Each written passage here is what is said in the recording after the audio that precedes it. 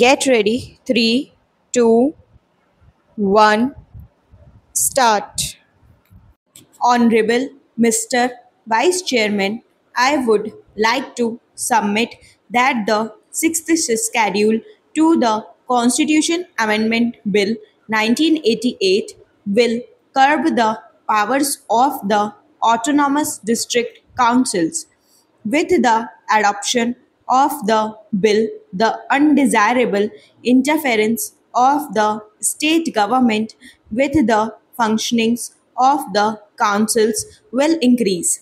This bill will make the autonomous district councils puppets in the hands of the state government, and as a result of which the objective with which the autonomous district councils were constituted will be frustrated. Therefore, I oppose this bill tooth and nail.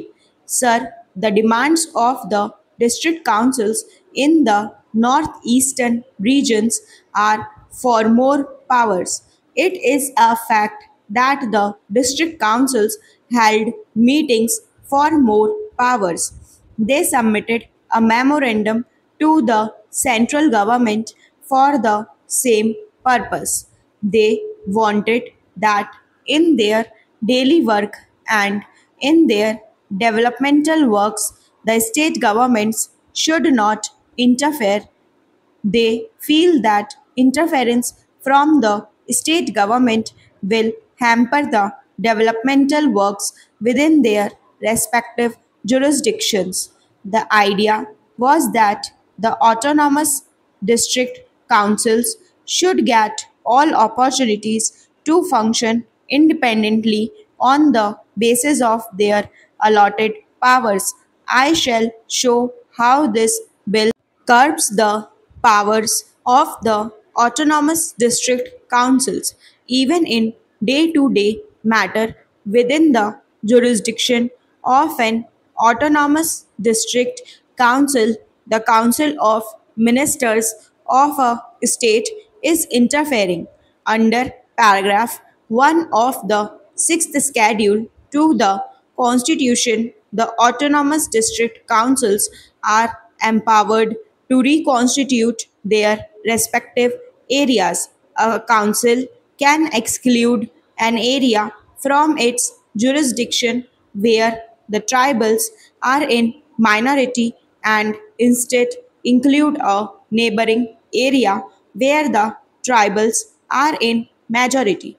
It is also provided for in the said provisions of the sixth schedule that the governors shall approve the redetermination of areas by the councils. Para. Under the present bill, the governors will have to consult their respective council of ministers when areas will be redetermined by the councils. It means the state governments have been empowered to interfere with the reconstitution of the district councils.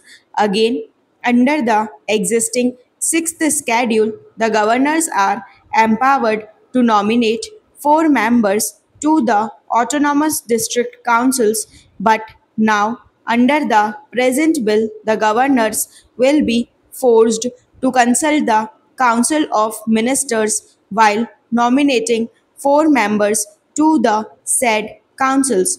The district council is empowered to make rules for the conduct for its business. Para.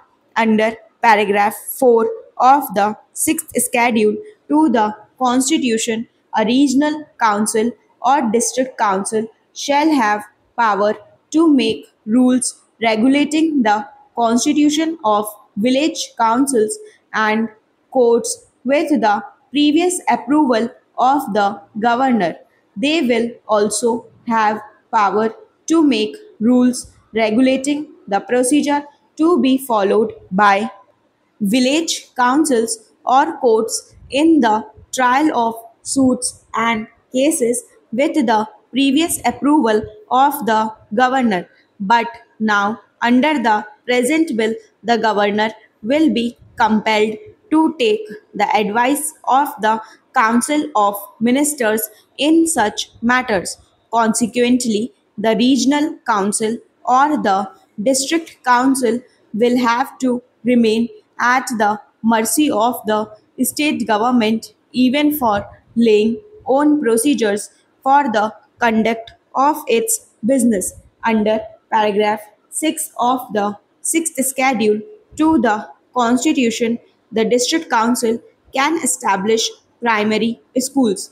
Under the same paragraph, the district council can prescribe the language in which the education is to be imparted to primary students. Again, under the same paragraph, the district council can construct dispensaries, markets, and roads and can manage ferries, fisheries, and waterways.